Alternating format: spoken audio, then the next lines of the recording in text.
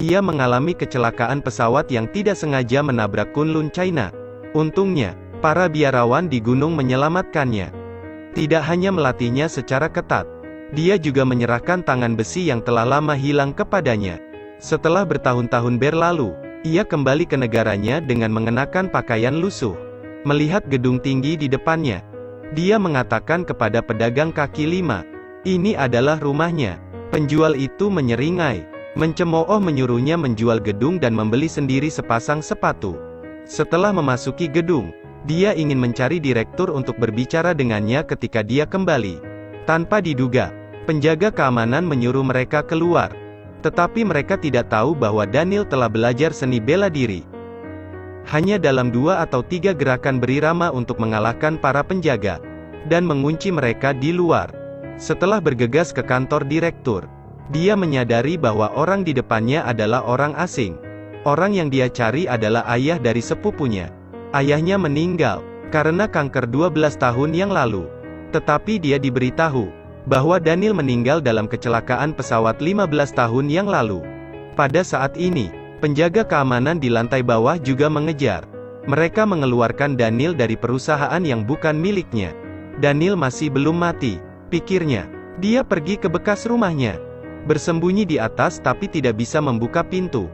Tetapi dengan lembut melompat ke dinding dan memasuki villa. Melihat pemandangan di depannya, dia menemukan rumah besar yang telah menjadi rumah sepupunya Joy. Keesokan harinya, dia berdiri di depan pintu, segera membuktikan bahwa dirinya adalah teman masa kecilnya. Dia menceritakan kisah tentang masa kecil mereka. Tetapi Joy mengatakan bahwa informasi tersebut dapat ditemukan secara online. Dan ia berencana untuk memanggil polisi untuk menangkapnya. Tapi, saat ini sopir Joy datang.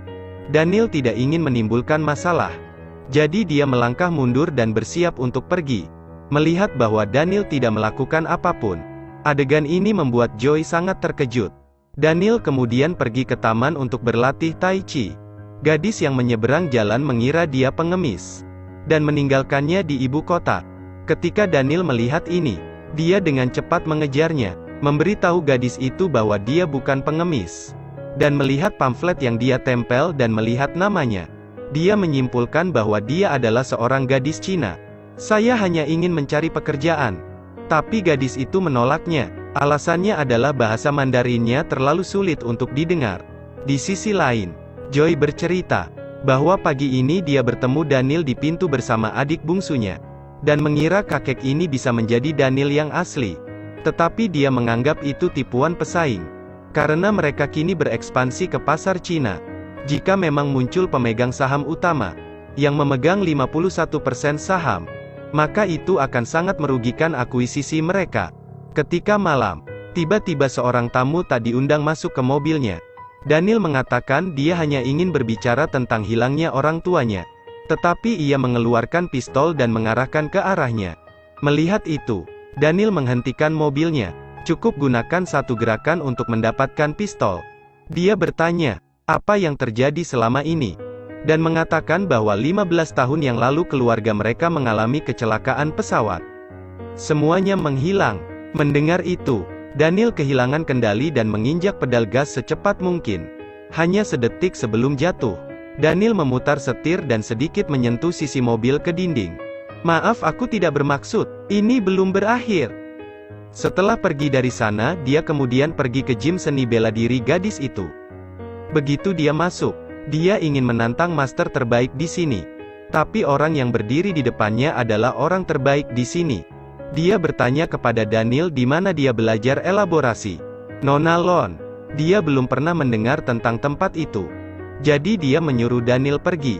Tapi sebelum dia pergi, dia melemparkan sepasang sepatu padanya. Setelah keluar, Daniel memakai sepatu. Pria kulit hitam itu berlari untuk menyerangnya. Daniel dengan lembut menendang senjatanya. Ketika dia kebetulan melihat pemandangan ini di lantai atas, dia merasa bahwa orang ini tidak sederhana. Pada saat ini, seseorang di sisi jalan mengejarnya dengan pistol. Daniel tidak punya pilihan, selain meringkuk di kakinya dan menggunakan pesawatnya untuk memanjat dinding dengan lembut. Kemudian berbaur ke Chinatown. Tangannya mengambil topeng dan memakainya. Dia melompat dari lantai 2. Dan kemudian dia sampai di depan pria kulit hitam terkuat.